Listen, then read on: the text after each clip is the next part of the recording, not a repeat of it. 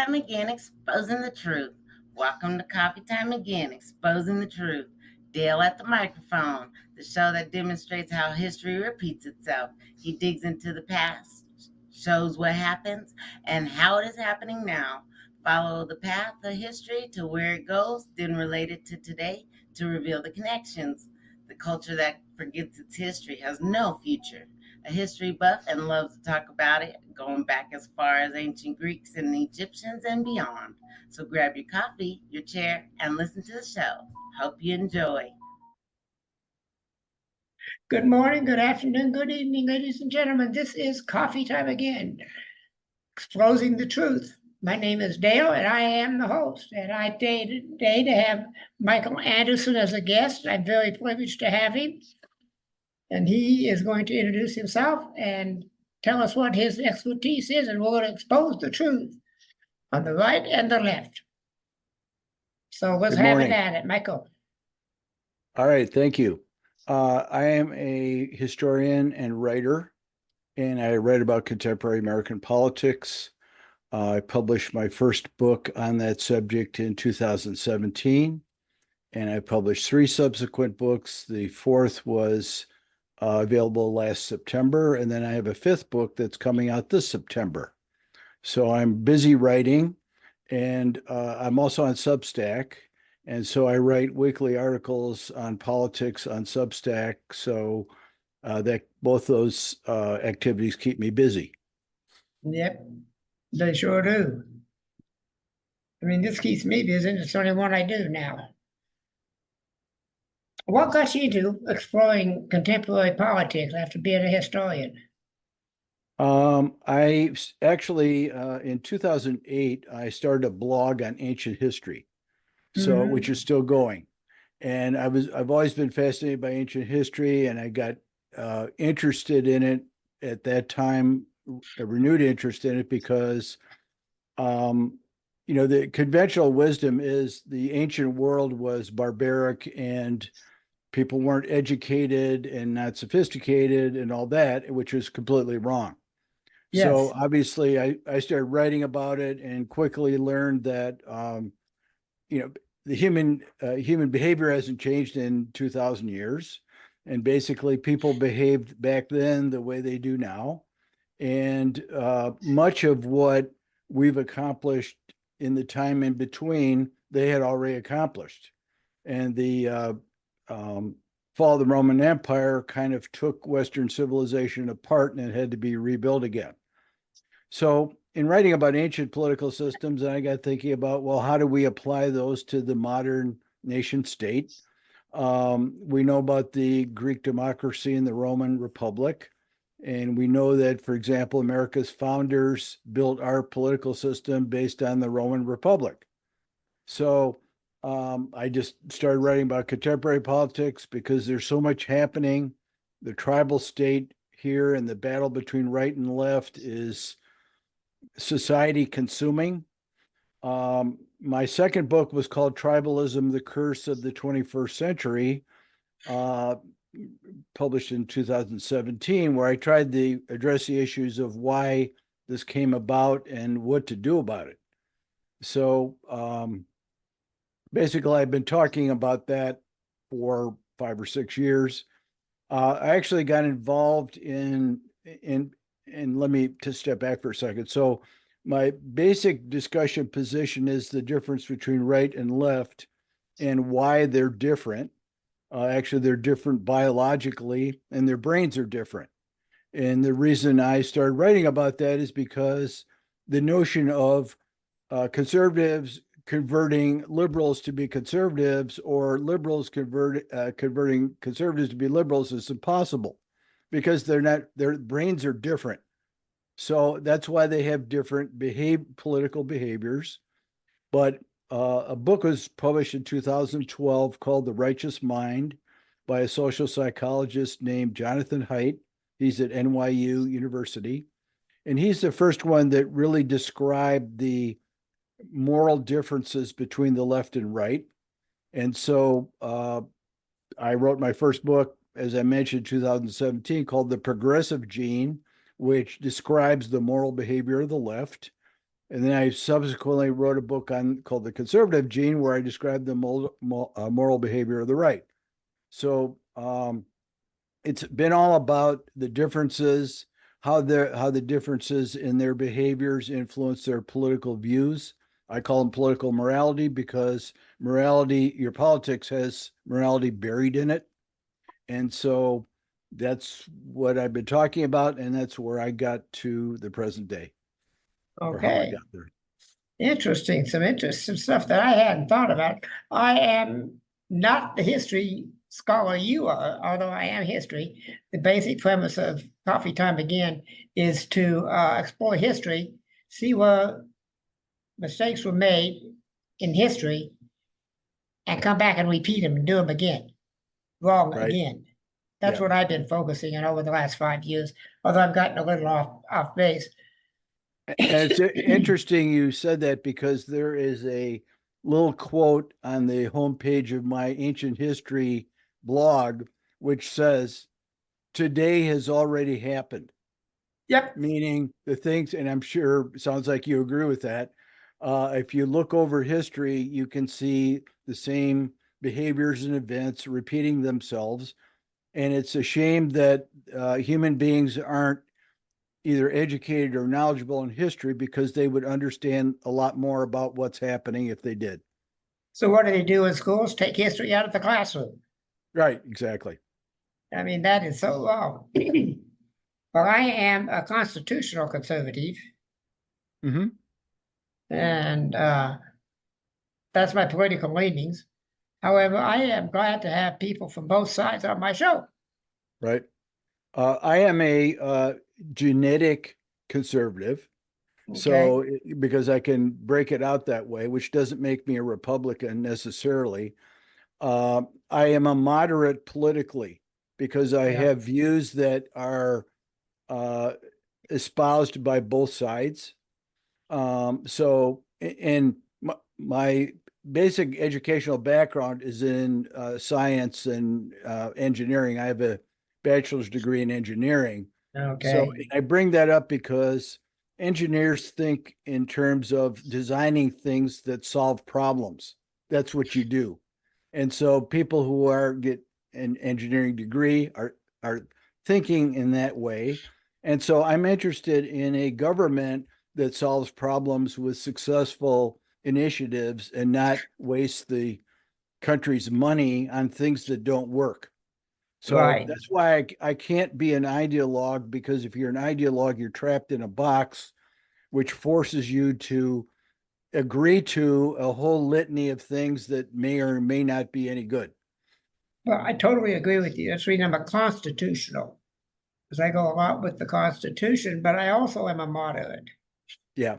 To a large degree. It gets me in trouble with a lot of it because they say, "Well, you're a Republican." I go, "Don't insult me. Right. Right. Don't call me a Republican." Well, in these days of tribalism, you're supposed to be in a tribe. So if Yeah. you're a moderate, like, you're kind of an odd duck that doesn't fit, and probably discredited because since you don't have an ideology, you must not have a brain. Right. Yeah, they just, I have a lot of problems with the progressive left. However, there are some things that they want to do that I could see would benefit if they Right. could just get them done. Mhm. So right now I can't think of anything specific, but you know what I'm talking about, Michael. Yeah. That both sides, there's not a lick of difference between either one, in my opinion, Right. politically. Politically, the ideologues are different, but you get them on the House or the Senate or the Congress, and there's not a lick of difference between them. Yep. And that's kind of the subject of my 5th book, which comes out in September. I'm kind of changing gears away from left-right differences and focused on what's wrong with the government, because the problems with the government are greater than the problems of tribalism. Tribalism will somehow get solved sometime in 5 years or 10 years or something, but you can't solve the problems with the government. And if I could just take a second and talk about that. Go ahead. My belief, well, the title of the book is America's counterfeit democracy. So you Mhm. can imagine what I'm writing about, which is basically that the differences between the parties have disappeared, and they're basically all behaving the same, which is they're behaving according to what the lobbyists tell them to do, and they don't do anything for the American people. So that's the idea. That's a good idea, and I agree with it, by the way. Mhm. First thing I think we need to do is bomb K Street. Right. Yes. Might be good. Would be a good idea, in my opinion. Get rid of the. I did a podcast with a gentleman who has a good idea to get the money out of politics. I Mhm. won't go into it, it's rather complicated, but he's got a pretty good idea on how to do it. Yep. And Well, he's the gentleman who, go ahead. I'm sorry. remember in 2008 when they landed a gyrocopter on the White House, the Yeah. Capitol building? Yeah. Yeah, that's the guy I interviewed. Wow. Okay. Yeah, and it was just an amazing interview. But he has this good idea, and he was sending letters to Congress, all 535 of them, stamped, legal, everything, and ended up in prison. Yeah. Over that for about 8 The months. problem- The problem is not the ideas, because there are many ideas by smart people. The problem is the implementation and going against the tide of what's behind the congressional activity. Yeah. So where is the power? Yeah. Well, yeah. I am sure you have heard of Article 5 convention. Not sure. Help me out. It's a constitutional convention called by the states. Uh-huh. It's Article 5 of the US Constitution, so it's called that. And the state legislatures of each individual states votes to have a constitutional convention. They need 3/4 of the states to agree. Right. The governor cannot veto Hmm. Okay. it. Right now, we have 16 states signed up out of 34. But the last Are I they heard re- was 16. Are they red, blue, or both? I bet they're red states mostly. Mostly, you're right. Yeah. Yeah. Oh, yeah. You're absolutely right. But they have a couple of. They're working on a couple of deep blue ones. Because people are beginning to wake up, I think. They're beginning to understand that something's wrong and we need to change it. You're right about not being able to change the government. Yeah. Ben Franklin says, we gave you a republic if you can hold it. Yep. You can keep it. And we didn't keep it. Yep.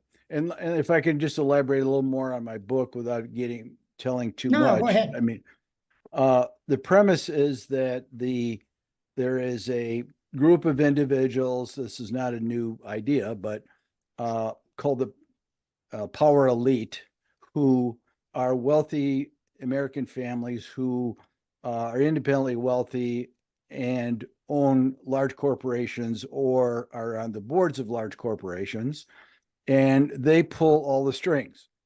So, Mhm. so the power elite basically have two goals in life. One is to continue growing their wealth, and secondly, try to make sure that the country stays stable so that their wealth can grow without being disturbed.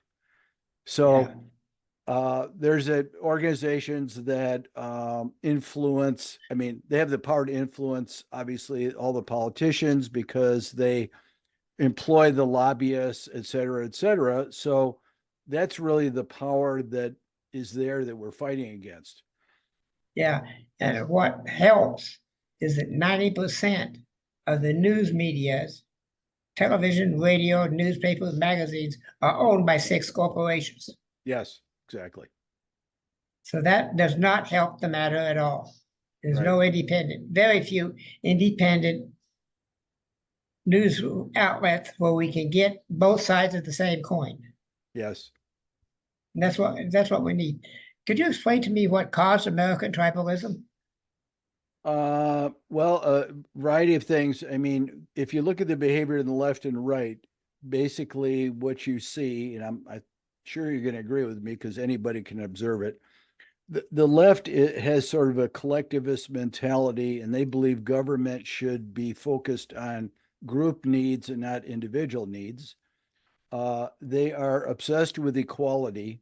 the radical left are the people behind all of the socialist efforts throughout history, utopianism, anarchism, uh, utilitarianism, socialism, communism. Those are all left side initiatives because they're attempts to create a political system that can create equality. And so the left is driven by the desire for equality. They're also driven by change, and they want change, and they want to create things that are new. That's the basic approach. People on the right are comfortable with the status quo, and they want to respect traditions, like the Constitution, for example. So they resist, they don't necessarily resist change, they resist change that occurs too quickly because they think it's dangerous. So Yeah. they look at the Biden agenda and see how much danger there is with, for example, zero carbon by 2030. Impossible. There's a lot of irrational idealism on the left, which may include noble ideas, but they're impractical. So tribalism was created when the left basically took control of the media because they control the traditional media and social media and the universities. They're all left leaning. So, and what that quote unquote monopoly enabled them to do is push left ideology. And so the conservatives have resisted the left ideology because they reject it. And so you get two tribes then, one that's trying to impose an ideology on the other, and the other is not accepting it. Okay. Is it equality they're looking for, or is it equity? Because I hear a lot about that these days. Well, I mean, yes, we can trap ourselves in semantics there. Yeah. They do not like the fact that, and this is one of their arguments against capitalism, that capitalism is unfair. And I mean, you have the opportunity to accomplish something by making your own life, pulling yourself up your bootstraps and all that stuff, but there are people who can't do that. So to the left, that's unfair. There are poor and disadvantaged people who are unfairly treated. Therefore, the government should take the role of fixing that problem. So equity, I mean, the United States is supposed to have equality of opportunity, right? We're supposed to, all men are created equal, but that doesn't take it far enough for them because they want, for example, the historical inequality rectified. That's where reparations comes from, for example. Yeah. So it's not only fix the current problems, it's pay for the ones that existed in the past. Which I am against. Right. Reparations. But I can see where you're coming from. I understand it. That's a whole lot more clear in my mind what this was about American tribalism is all about.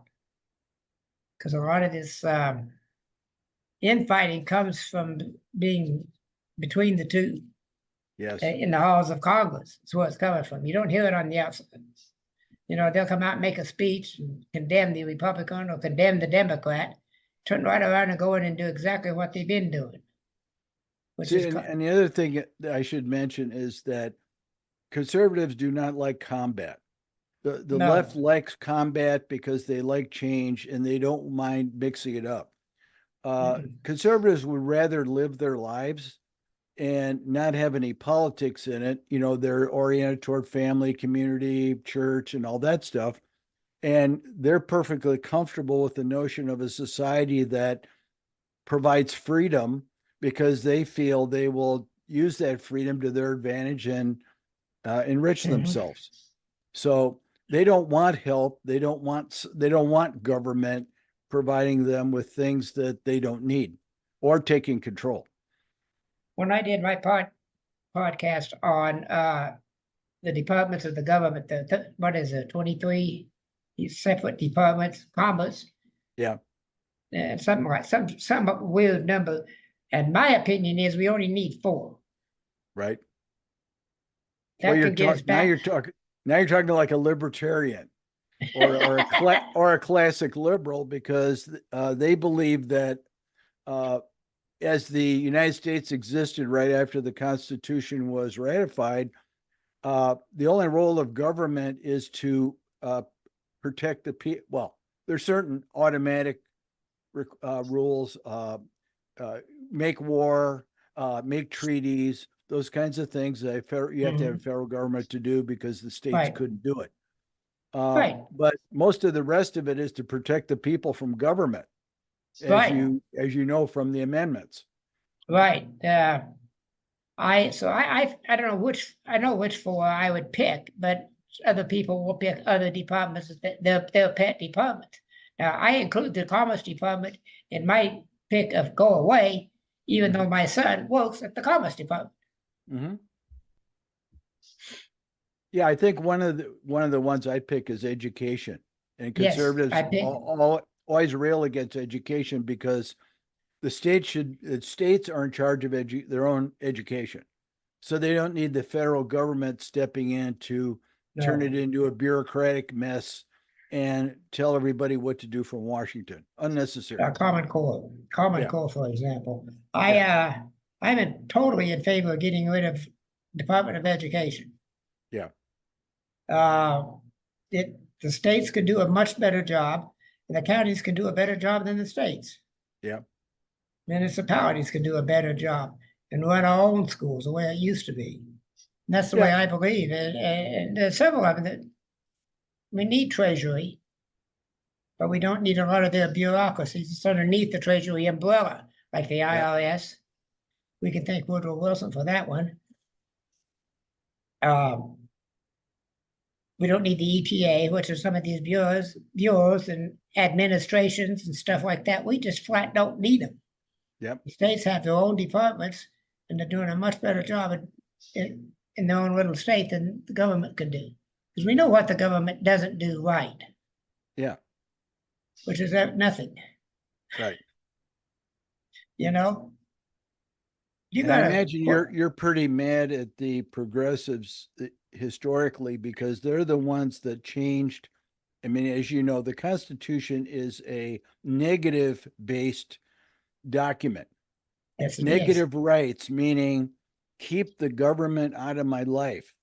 And the progressives over time turned it into a positive document, saying that it's government's role to intervene and impact human lives. Now, the concept was impact to help, but then it turns into something more nebulous and more scary. Well, one of the ones that I'm a pet peeve of mine is the Second Amendment. And in my opinion, every law concerning guns is unconstitutional because of the last 4 words of the Second Amendment: shall not be infringed. Right. Yep. So I get real hot about that one. But my first 5 podcasts were on the 10 amendments. Mm-hmm.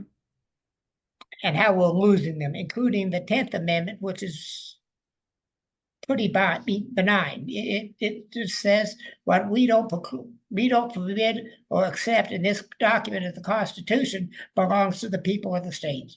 Yes. Yes. And they're trying to get rid of all 10 of them. Yeah, and there's kind of an unfortunate backstory to that, which I'm sure you're aware of. When the Civil War was looming, and the South was about to secede, I mean, their whole argument was a states' rights argument, because they felt that the federal government, in trying to enforce abolition, was infringing on their rights based on the Constitution. And I say unfortunate because I think they were wrong about slavery, but they had to react the way they did because their whole economy was based on the use of slavery. So if you just, magically wave a wand and all slavery is gone from the South, then the whole economy of the South would have collapsed. Yeah. And again, I'm not, moralizing and saying that they were right. I think they were wrong, but you can understand their reaction. Well, I understand the reasons for the Civil War. I Yeah. don't like, I'm with you on the slavery issue. I totally am against it. And I also know that today's slavery is just as horrendous and bigger than it was during the 1600s, Yeah, and 1800s. isn't it funny how it's all hidden? Yeah, You it mean you're is. talking about the teenage girls slave trade and that kind of stuff? But not only that, but they have women working in hotels who are slaves. They got farm workers who are slaves. Yeah. It's not just the sex trade. It's Yeah. it's pervasive through our society. All industries have slaves in them. Yeah. Well, particularly if they're having manufacturing done offshore by people Right. who make 50 cents a day. If they're lucky. Yeah. So that I am so against. I've been fighting against that for a long time, not just to the sex trade. I'm obviously against that. But the hotel worker who's working for 20 cents a day, 50 Yeah. cents a day, 60 cents a day, and a room and board, and that's all she gets. Right. And she has to work 12, 16 hours a day. Yes. So I'm totally against that. One of the questions you also have here, I find intriguing. What do liberals do wrong? What did they do wrong? Yeah, what do liberals do wrong? Well, I guess did you get that from me Yeah, somehow? Okay. yeah. It came up on your list of questions you are willing to answer. Okay. Well, let me break that down into parts because the left, Okay. as you know, is a big tent. And it's got everybody from conservative liberals all the way to Marxists at the other end. Right. And it basically has, well, there's multiple ways to define this, but for the purpose of answering the question, there are two parts of the left. There's liberals and then there are progressives. Okay. And the liberals are they haven't bought into woke, for example. So they have a more traditional, they might be New Deal Democrats. They might believe in a welfare state, but not socialism. So they believe in government action for the purpose of protecting the disadvantaged. Whereas the progressives are socialists, Marxists, and communists who want to overturn the whole nation state and build a new solution. What the liberals get wrong to me is allowing themselves to be included in the tribe with progressives, because I've seen polls that say the average liberal does not like tribalism and is willing to understand and accept consensus views with the right in order to move forward. Whereas the progressive group is not willing to do that. They're not willing to accept that any ideas from the right are logical or practical. They're just going to move forward with their own agenda.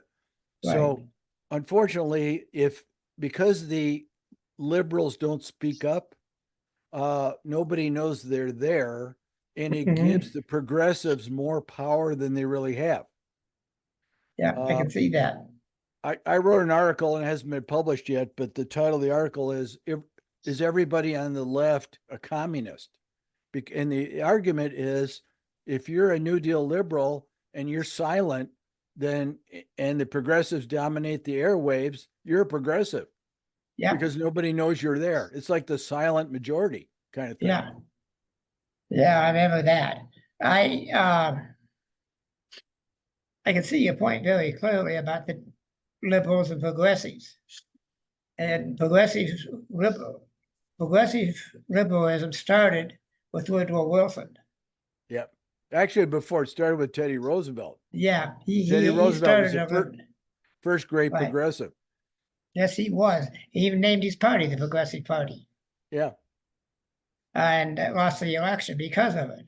Yeah. That put Wilson in the White House, which gave us a whole slew. Well, and with Wilson's election, the progressive movement transitioned to Wilson. Yep. And the Right. Democrats have owned it ever since. And they've, it's just amazing how these things work. And it keeps repeating itself, you Right. know?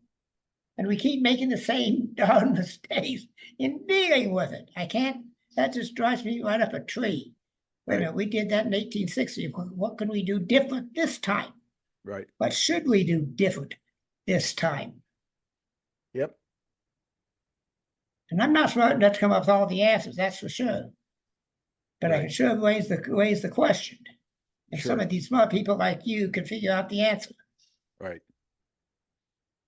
You know, you got the same question, or so conservatives do wrong. Well, the problem on the conservative side is conservatives don't have an ideology. I think I mentioned that previously. You did. Ideology of the conservatives is the status quo, which is not an ideology. No. That's just doing nothing. And the problem with that is you can't convince people who are not conservatives to vote for your party unless you have ideas, practical ideas that make sense to other people. And so, the moderates, the independents in the middle, and some conservative Democrats might be open to a program that makes sense. But if there is no program, then they're not going to be attracted to it. No, I can see your point. In addition to that, the conservatives are very fragmented now.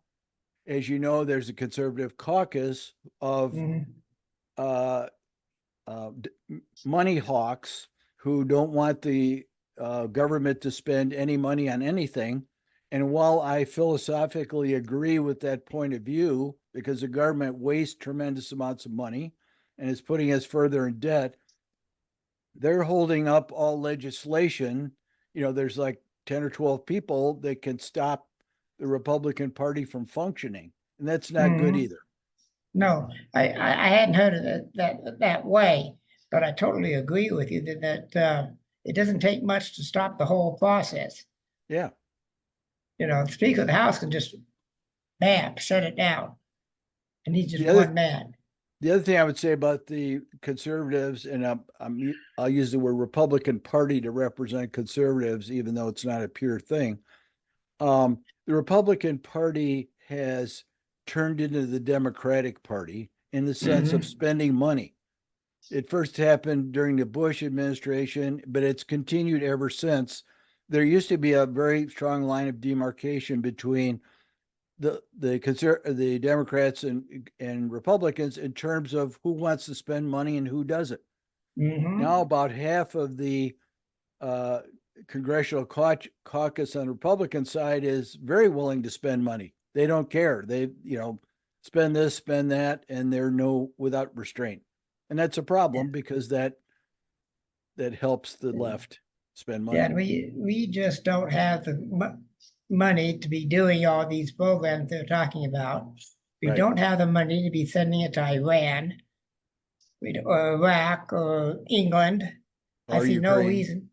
Ukraine. I see no reason to have military troops in France Right. or Germany or Yep. England, for that matter. Right. They need to be brought home and bring down the military. Keep them strong, but you don't need that many. Right. My personal opinion is you bring them home and put them on the border, Right. shoulder to shoulder, and say, you're not coming through. Yeah, but you That's- have to have a party in the presidency that's willing to do that, which Biden is not. No, and neither was Trump. I did an interview with the Border Patrol agent, and it was just incredible the stuff that's going on down there. It's really in fact, as I did 2 interviews with him. He had a lot to say, and I needed to hear it. So my listeners needed to hear it too. So I had him on twice to Yep. talk about the border. He wrote a book Right. called Invasion, Uh-huh. and it's really Did I he read talk most about- of it. Did he talk about why the left wants open borders? Yeah, What's wants the open. answer? his answer was because they want more voters, more people on their side, so they can Right. give them more people, Right. give more votes, have more power. Yep. Basically, Yep. basically. And he talked about numbers that was just off the scale.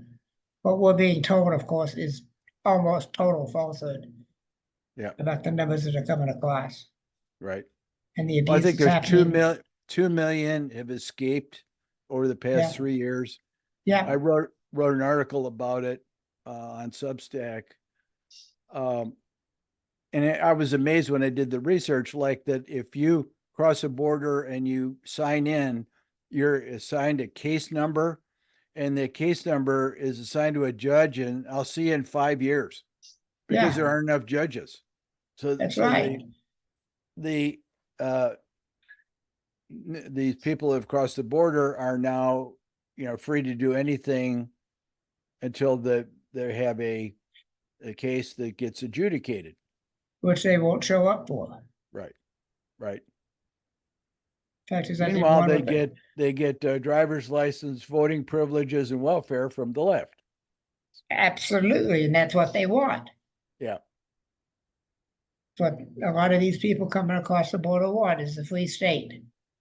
Did you talk to him about the demographics? I don't know how long ago this was. Do you realize the demographics are that the number one group entering the southern border is China? Yeah, we did. We talked about the demographics. He broke them down even further. I don't remember exactly, but China was number one Yeah. as far as Which the is people surprising. coming across. It is surprising. The Mexicans are a minority of people coming across. Yeah. Yeah, the narrative is it's middle American people under duress. That's Mhm. the propaganda version as opposed Yeah. to reality. Yeah, he talked about the demographics of it. He talked about all the abuse that's happening to the people, the refugees that are the illegals that are coming across, especially the children. He's talked a lot about not just the southern border, but we talked about the northern border, Yep. which is larger than the southern border. And he's told me, and I believe my number's correct on this, that there's one border patrol agent for 500 miles. Not surprising. It is. How's he gonna? And we're having almost as many come from the northern border as we are from the southern border, and we have far fewer border patrol agents up there Right. watching because there's so many ways to come across Yes. Canada, the United States, especially in the western part, where most of them are coming from. Yeah, like you coming into North Dakota or something. I mean, Yeah. who is gonna? There's no fence there. No, and it's so. Excuse me. He was very well versed on his. He is a supervisor for 24 years. He I'll worked have for to him for look at 24 years. that. That's in your list of podcasts, right? So I can look it up and watch it. I want to Yeah, do that. it's Heartbreak on the Border, and there's two of them. Okay. Is the name of them. Yeah, you can go to well, I'll send you my link to the place where all the shows are. Right. I will do So that. I'll get that done as soon as we finish this. It's an easy link. But I don't remember because it's a bunch of numbers and I don't remember the numbers. So 6 numbers to get to, but it's just a website that lists all of my podcasts. Well, including actually, the I can first- get it. I can get it through Podmatch because it's shown Yeah. there. I'll Yeah. just do that. That'll work. Yeah, I don't know I haven't taken a good hard look at Podmatch in a while. I haven't had time. Mm-hmm. But I need to do that and I need to do several other things. But Where are you located? I'm in Denver, Colorado. Okay. Where are you? Columbus, Ohio. Columbus, Ohio, yeah. The flyover territory. Yeah, so are we. Yeah. We used to be a nice, comfortable red state. Now we're a very uncomfortable blue state. Yeah. I know the answer to this, but I'm going to let my listeners find out too. Has there ever been a time like this in American history? Yes. I said, I During know the answer. The Gilded Age. Because in the Gilded Age, obviously the Civil War was the worst. Yeah. Because it led to 600,000 deaths. But the Gilded Age and Gilded Age in itself is not the definition, but I'm just putting you in a time frame so that you since that.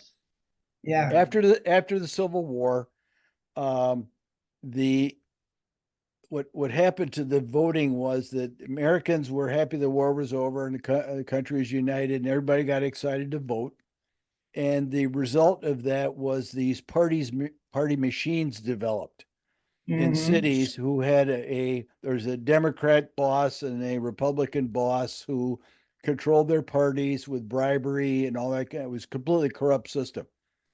Not to mention the fact that the people that got elected and went to Washington, there was a spoil system of when if you got elected a representative, you could make 30 of your relatives or friends, you could give them federal jobs. That's Yeah. before the what the I forgot what the bill is that civil civil service. So the civil Yeah. service laws were passed. Yeah. So this reached a point of ridiculousness until some smart people started thinking about how we're going to stop this. It was really progressives that did this. And what they did was they basically broke down the machines by Yep. and for a variety of techniques were used, the most important of which was the secret ballot. Because Mhm. they used to, I mean, before the secret ballot, you could, first of all, you were handed a ballot by some party person who Mhm. then you walked up to the ballot box and filled it out, and a party person was watching you fill it out. And if they Yeah. didn't like how you filled it out, they weren't going to accept it, or they would say, bottle of whiskey if you change that all to the other side. Yeah. So everything was bribery. And so the Yeah. secret Corruption. ballot helped that, and a variety of other measures broke down the machines, and the Civil Service Acts eliminated the spoil system, and things got a lot better. Yeah. And not Woodrow Wilson, but Teddy Roosevelt was a part of that what you're talking about. Yes. Yes, he was big in it. And there was also the most famous one that everybody knows about, I think, is Tammany Hall. Yes. Boss Tweed. Right. Yeah, I couldn't think of his name, but Boss Tweed. Yep. And they broke him down too. And so I keep saying history repeats itself, and if the culture that forgets its history has no future. Right. Yes. Again, I know the answer to this one. Is America a democracy? Well, my new book says no. Well, let's attack that from multiple sides. First of all, it's never been a democracy, and it wasn't the intention of the framers to ever have it be a democracy, because the Greek democracy was impractical in a large expanse like the United States. Right. The Greek society was broken down in the the polis, which is their city state, and Yeah. everybody, the governmental entity was the city. There was no such thing as a state or nation. No. So if you wanted to participate in the assembly, you just walked into Athens and went to the assembly building and you got the vote. Mhm. Couldn't do that here. No, of So course not. they patterned our government after the Roman Republic. I don't know if you've read Madison's notes on the constitutional debate. If you No. haven't, you should read it. All right. Madison had a secretary who took down notes of every discussion that occurred during the whole constitutional convention. I'll send you a book reference for it. Okay. You can get a paperback. It's fascinating because they debated, obviously they debated things like how many the legislature should have, how many houses, Right. 1 or 2, what should they be like? And at various points they discussed, well, both the Senate and the House will be voted on by the people. They will be apportioned. That was thrown out. Then they were going to have them appointed by the states, both, and that was thrown out. So the compromise was to have one of each. And Mhm. so and there's a detailed description of all the activities that went on each day of the convention. Oh, And that so sounds you can great. you can see how the debates evolved into a government. And I brought that up because the Roman Republic was governed by consuls, consul, of which there were two, and they had veto rights over each other to keep them from accumulating power. And we actually debated having two presidents for that same reason, but the delegates decided that one president was the best way to proceed. And then Yeah, they debated length of office, one term only 7 years, and yeah. then they settled on 4 years. So again, it's very interesting to see the whole discussion evolve during the convention. And we ended up with the Republic, which I knew we were not a democracy. Because, Right. like you say, it's totally impractical in a country the size of the United States to have that. Well, But and again, when the country started, when the government started after the convention, it was very much like Rome because you couldn't vote unless you were a property owner, right, which is a male that's called property owner, yeah, huh? a male property owner. Yes, yes. So that's called a timocracy. It's Yeah. a form of government where only property holders can vote. And the Senate was in those days was appointed by the states, which Mhm. made it more republic-like, Yeah. and so on and so on. And then gradually those differences, those republic-like structures, like the property ownership, were taken down. And then we became more like a democracy, but Mhm. we're not really a democracy because we have representation. The people don't vote; they elect representatives that vote. Right. So it really doesn't meet the definition of a democracy. Nope. Scholars have called it like the 20th century democracy version to separate it from what came before. And if Mhm. you define it in certain terms, then I guess by that definition, it is one. Yeah, I don't. They can define it any way they want to, but the United States is not a democracy. Yep. And I've had many an argument over it. Yeah, That and we're not a democracy. I think it's kind of a propaganda thing to call it one, Yeah. because then the people think they're more involved than they really are. Mm-hmm. And we got so many non-voters that it's just they're the non-voters are the electors. Right. 40% don't vote in Yeah. the last two elections. And then you have how many of those that did vote voted for the wrong reason. Right. Either they were told what to vote or they listened to their tribe or something versus Yeah. really looking at the candidates and issues and making a logical decision. Right. Of course, that's going to be difficult with the Democrats this year because they're not going to have a convention. Right. They're not going to have a platform. It's all going to be streaming. Well, oh yeah, you're right. I forgot. I knew they were going to have a convention. I forgot that it was streaming. Yeah. But it's also rigged. There is no, and I mean, they haven't had primaries really. No. So they changed their system. No. You know, the anointed Biden who's scares me. Yeah. And Kamala Harris scares me even more. Yes. Yeah. I would not like to see her running the country. Well, I would, under any conditions for any length of time. Yep. That this question I don't understand, although it's a good question, I don't understand it. What is the future of democracy? Well, I brought that up because most democracies in the world today are under threat, which I think you would agree with.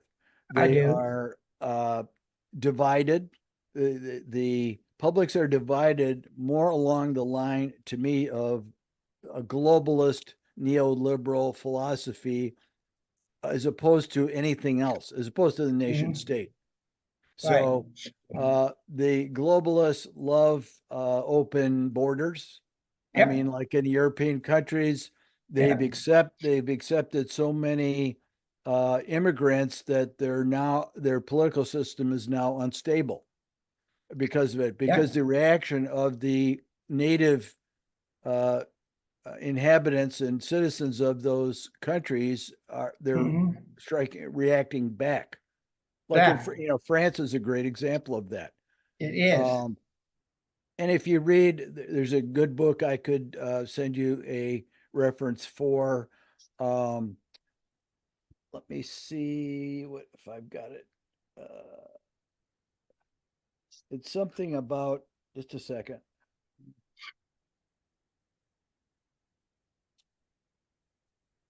I don't see it, but it has elites in the title. It's written by a Frenchman. He basically talks about how the whole country of Paris has gone globalist, neoliberal, and ignoring all the needs of the public.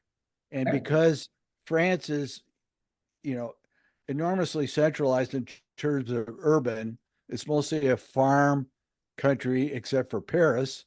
All the money and the elites and the power is in Paris, and it's not spread around the country.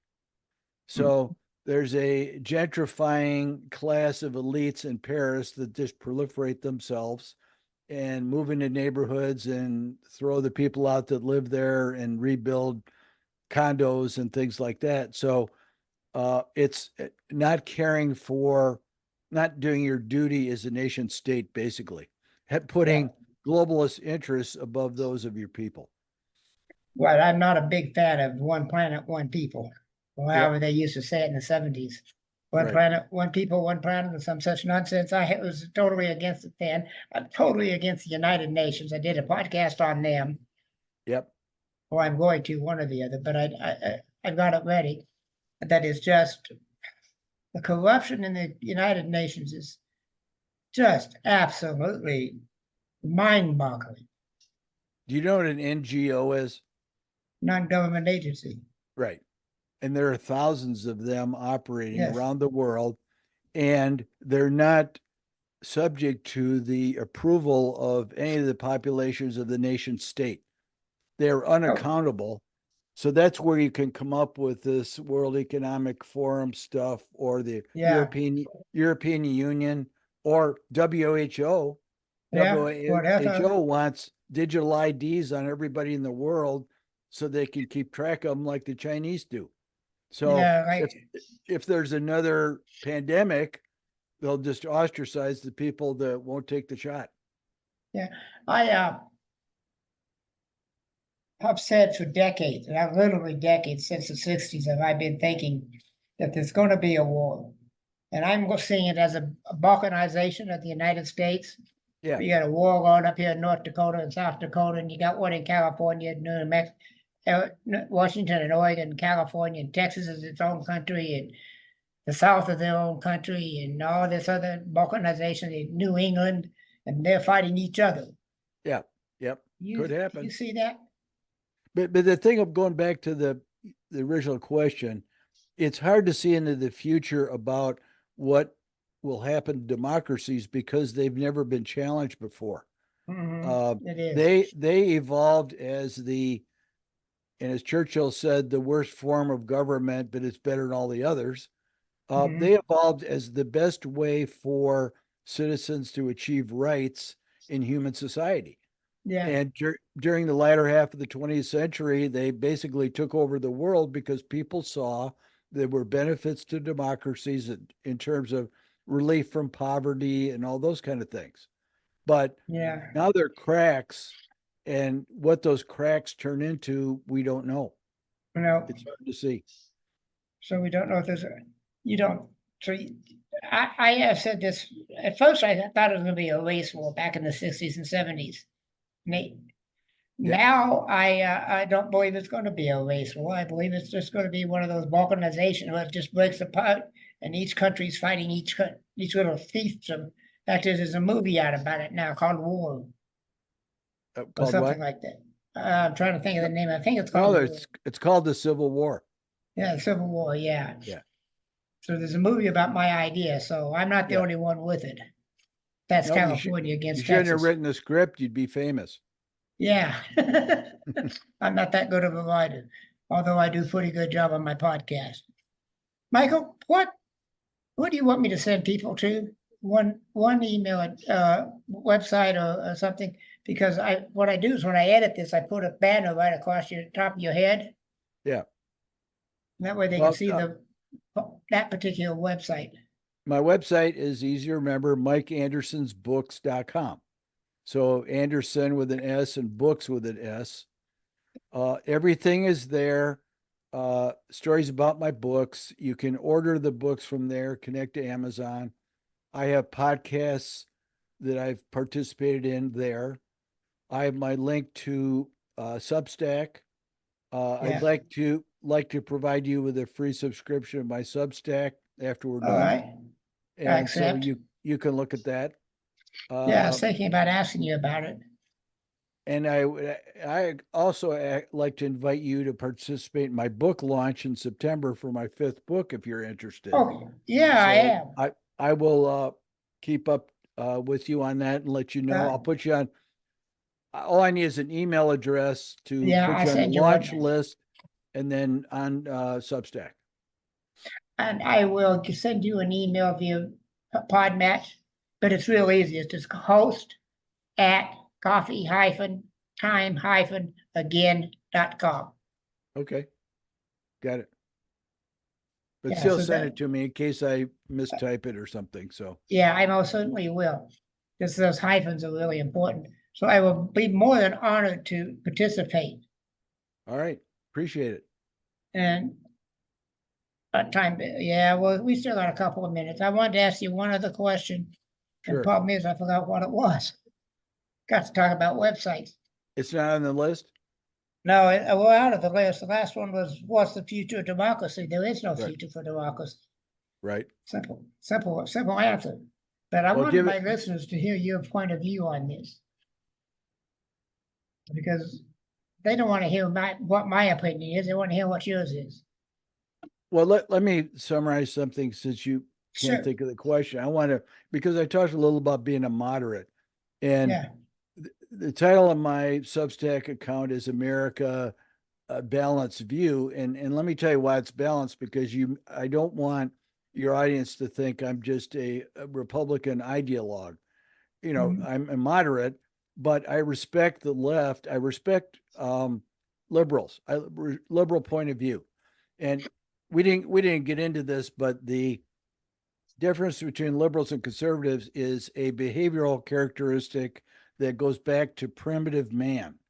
And it was these traits developed as a way to manage heterogeneous ecosystems. Mhm. Because if you didn't have a variation of points of view about change and status quo, you would, for example, get in a if conservatives are in a food poor environment, they don't have the gumption to go find food. The left does that. If you're in a rich food environment, then conservatives who are more conscientious will manage that environment better. Yeah. So, but the point of that is if you accept that, you have to believe that there are people on the left whose points of view are just as reasonable as people on the right. You can't dismiss one or the other because they both have good ideas. I agree with you, Esri. I like having liberals on my show. I like them to be civilized, like we're having. I like those types of conversation, keep it clean. I was just going to mention one thing because we talked at length about history repeating itself. 2,300 years ago, the Greeks were talking about climate change. I didn't realize that.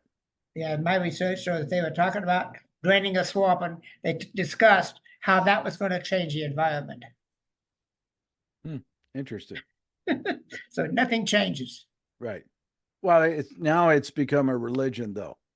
Part of the left has that as their religion. It's a secular religion. Yeah. The world is a Garden of Eden, and men are the sinners who are ruining it, and so we have to fix it. You bet we do. We better get our Fanny and gear and get it done, or we're gonna lose it for sure. Well, Michael, it's been an incredible joy to have you on the show this morning. I